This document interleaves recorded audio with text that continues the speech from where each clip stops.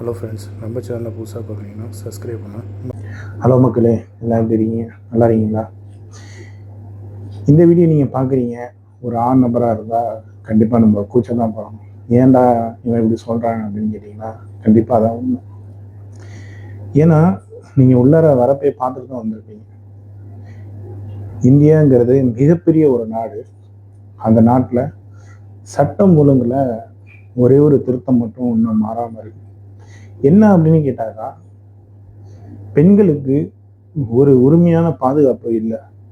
ஏன், என்ன காரணம்? இப்போ ரீசெண்டா எலெக்ஷன் ஓடிட்டு இருக்கு இல்லையா?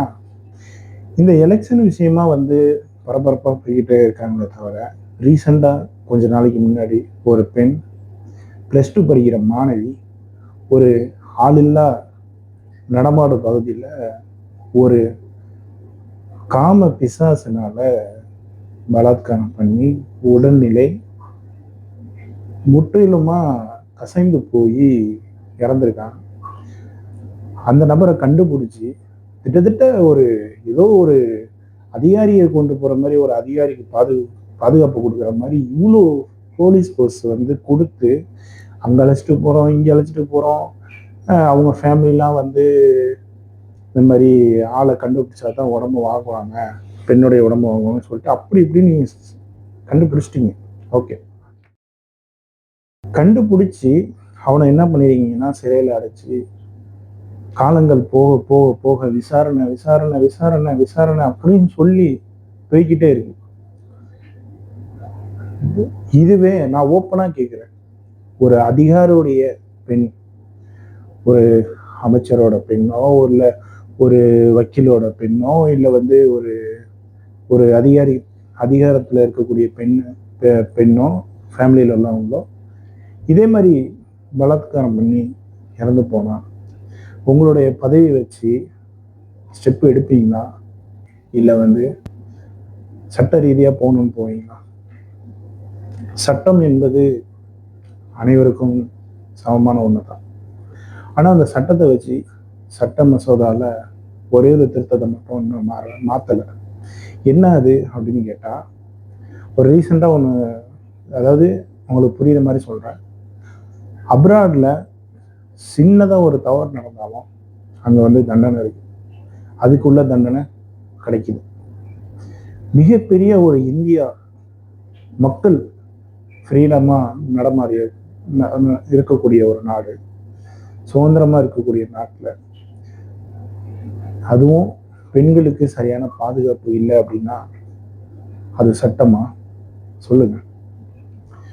அது இந்த வீடியோ பார்க்குற ஒரு ஆஃபீஸராக இருக்கட்டும், இல்லை ஒரு அதிகாரத்தில் உள்ள ஒரு நபராக இருக்கட்டும், ஒரே ஒரு விஷயம் நான் கேட்டுக்கிறேன். அடிப்படை மக்களுடைய குழந்தைகள் பாதிக்கப்படுறப்ப மக்கள் சட்டத்தை நாடுறாங்க. ஆனால் சர்வசாதாரணமாக ஒரு விஷயம் ஒன்று நடந்துச்சு இடையில. என்ன அப்படின்னாக்கா, போலீஸ்லாம் ஒரு இடத்துக்கு போயிருக்காங்க. எங்கே அப்படின்னாக்கா, கல் இறக்குற இடத்துக்கு போயிருக்காங்க. அப்போ சில இடங்கள்ல அந்த இடத்துல வாக்குவாதம் ஏற்பட்டப்ப அவர் தன்னுடைய ஆயுதத்தை பயன்படுத்தியிருக்காரு. உங்களுக்கு தற்காப்புக்காக நீங்க ஆயுதத்தை பயன்படுத்தினீங்களே, ஒரு பெண்ணை இழந்து இவ்வளவு தூரம் வளர்த்து ஆளாக்கி அந்த பெண்ணுக்கு ஒரு அசம்பாவிதம் ஏற்பட்டு சட்டத்தை நாடுறப்ப அந்த சட்டம் சில ஆண்டுகள் கழித்து தண்டனை கொடுக்குதுன்னா அது என்ன நியாயம்? அப்ப எதுக்கு சட்டத்தை நாடணும்? அப்ப அவங்களும் கொலை பண்ணிட்டாங்க, என் பிள்ளைய கொலை பண்ணிட்டாங்க, நாங்களும் கொலை பண்ணுவோம் அப்படின்னு சொல்லிட்டு போனா அவங்க சட்டம் ஒன்று இருக்கு, நமக்கு ஒரு நியாயம் கிடைக்கும் தானே வராங்க. இந்த வீடியோ பார்க்குற வக்கீலா இருக்கட்டும், போலீஸா இருக்கட்டும், தமிழ்நாட்டு போலீஸா இருக்கட்டும், தமிழ்நாடு வக்கீலா இருக்கட்டும், பெண்களுக்கு ஒரு பலாத்காரம் அப்படின்னு உங்களுக்கு ஒரு கேஸ் ஒன்று ஃபைல் ஆகுது அப்படின்னாக்கா அதுக்கு தண்டனையா? நீங்க சட்டத்தை மதிச்சு அதுக்கு உள்ள டைம் எடுக்கிறீங்க, அது ஓகே, ஓரளவு நான் ஒத்துக்கிறேன். இதே மாதிரி சம்பவம் நடக்கிறப்ப நீங்க தயவு செஞ்சு அதை ரொம்ப இழுக்காம ஒரு குறைவான நாட்கள்லயே அதை முடிச்சு பாதிக்கப்பட்ட பெண்ணுக்கு நீதி கிடைக்கணும் அப்படிங்கிற ஒரு கோரிக்கையினால தான் அந்த பெண்ணுடைய ஒரு சகோதரனாவோ ஒரு தம்பியாவோ நான் வந்து இந்த வீடியோ பதிவிடுறேன். ஏன் அப்படின்னாக்கா, நான் வந்து ஒரு பதவியில கிடையாது, நான் ஒரு அதிகாரத்துல கிடையாது, நான் படிக்கல, என்னால ஒரு ஒரு போராடவும் முடியாது, போராடக்கூடிய சக்தி என்கிட்ட இல்லை. என்கிட்ட உள்ள சக்தி இந்த வீடியோ வந்து உங்கள்கிட்ட வந்து சேர்க்கணும். ஏன்னா நல்லா யோசனை பண்ணி பாருங்க, எவ்வளவு பெரிய அதிகாரத்துல உள்ள ஒரு எம்எல்ஏ, எம்பி, முதலமைச்சர், வட்டாட்சியர், இதே போன்ற பதவியில் இருக்கிறவங்களுக்கு ஒரு குடும்பத்துல ஒரு பொண்ணுக்கு ஒரு பிரச்சனை நடந்துச்சுன்னா தன்னுடைய அதிகாரத்தை வைத்து அந்த நபருக்கு தக்க தண்டனை கிடைக்குது. ஆனா அடிப்படை மக்கள் உங்கள்கிட்ட வந்து முறையிடுறப்ப தூக்கிட்டு வராங்க, ஐயா என் பொண்ணை காப்பாத்துங்க, ஐயா என் பொண்ணுக்கு இப்படி ஆயிடுச்சு. 5 வயசு குழந்தைக்கும் மூதாட்டிக்கும் பெண்களுக்கும் ஒரு பெண் வந்து இரவுல சுதந்திரமா நடமாட முடியல. அப்போ இந்தியாவில் சுதந்திரம் அப்படிங்கிறது எங்க இருக்கு? யோசனை பண்ணி பார்த்தீங்களா? அதுவே ஒரு அப்ராட்ல நடந்து போங்க, ஒரு சின்ன ஈக்காக கூட தீண்டுறதுக்கு வாய்ப்பு இல்லை. பெண்களுக்கு அப்படின்னு நான் வந்து பேசுறேன் அப்படின்னா, பெண்கள் வந்து ஒரு வீட்டுடைய மகாராணி. ஏன் அப்படின்னாக்கா, அந்த பெண்கள் இருக்கிறதுனால தான் ஒரு ஆணுங்கிற ஒரு வைராக்கியத்துக்கு நம்ம வரோம். அந்த பெண் 10 மாசம் சுமந்து நம்மளை வந்து பெற்றெடுக்கிறார்.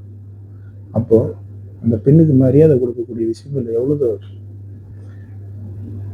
சட்டத்தை வைத்துக்கொண்டு, அதிகாரத்தை வைத்துக்கொண்டு சில இடங்கள்ல சில பேர் பணத்துக்காகவும் தன்னுடைய சுயநலத்துக்காகவும் மக்கள், அடிப்படை மக்களே வந்து முறையிடுறப்ப அந்த இடத்துல மக்களுக்கு உள்ள நீதி தவிர்க்கப்படுது. இது நான் குரல் கொடுப்பது மக்களுக்காக. இந்த வீடியோ சார்பா உங்கள்கிட்ட வந்து நான் சேர்க்கிறேன். இன்னொரு விஷயம் என்னன்னாக்கா, ரீசெண்டா இடையில கிறிஸ்து மாணவி வந்து பலாத்காரம் பண்ணி அவனை வந்து அங்க கூட்டிட்டு போறான், இங்க கூட்டிட்டு போறான்னு நிறைய விசாரணை நீங்க வந்து பண்ணீங்க. அதை பத்தி கூட அந்த கேஸ் நடத்துற எஸ்ஐ வந்து சொன்னாரு, இதே போன்ற அந்த பெண்ணுடைய போட்டோ வைத்துக்கொண்டு வீடியோ பேசுறதோ இல்லை மற்ற விஷயங்கள்ல செயல்படுறதோ அவங்க மேல போக்சோ சட்டத்துல கம்ப்ளைண்ட் எடுப்பேன் அப்படின்னு சொல்லியிருந்தீங்க.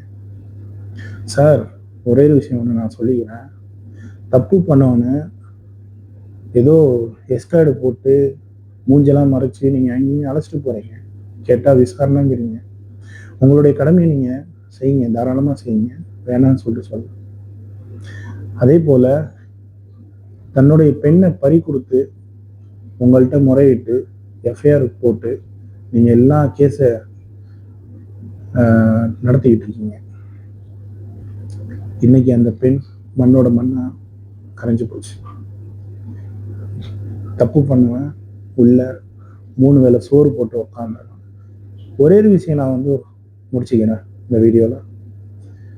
தவறு செய்பவர்களுக்கு அதிகாரத்தை வைத்துக்கொண்டு குறிப்பிட்ட நாட்களுக்கு நீங்க வந்து தண்டனை வழங்கலை அப்படின்னாக்கா ஒண்ணுமே பண்ணாதீங்க. உங்களால தண்டனை வழங்க முடியல அப்படின்னாக்கா பாதிக்கப்பட்ட இடத்துல கொண்டு போய் தப்பு பண்ணவங்க விட்டுருங்க, பாதிச்சவங்க பார்த்துப்பான்.